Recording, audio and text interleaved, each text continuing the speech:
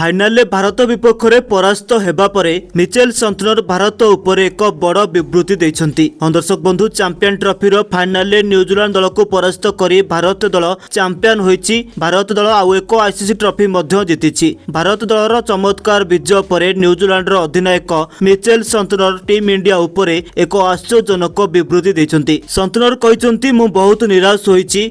मु मो दल को विजय आड़ को नहीं पारि नहीं अधिनायक भाव में आईसीसी ट्रॉफी जितिबा पई आमर गोटे स्वप्न थिला, किंतु आज भारतीय दल आमर समस्त स्वप्न को नष्ट करदेला। भारतीय स्पिनर माने आमको तांको जाल रे बांधी रखिथिले। आम बैट्समैन माने भल रन मध्य करि पार नथिले। यापरे आमर बॉलर माने मध्य भल बॉलिंग करथिले, किंतु टीम इंडिया ए मैच को भल प्रदर्शन करी जीति नैछि। कहबा गले टीम इंडिया ए चैंपियन ट्रॉफी रे समस्त मैच को जीति नहीं, कारण तांको पिच रो सपोर्ट मिलता। भारत केवल दुबई रो पिच अनुसार केवल तांको टीम को सिलेक्ट करथिला एवं समस्त स्पिनर को आड कहबा गले भारत संपूर्ण रूप से बेईमानी करी एही चैंपियन ट्रॉफी को जीति। जदि भारत पाकिस्तान खेली था तेबे हुए तो आमे तांको परास्त करि पारि थांतु।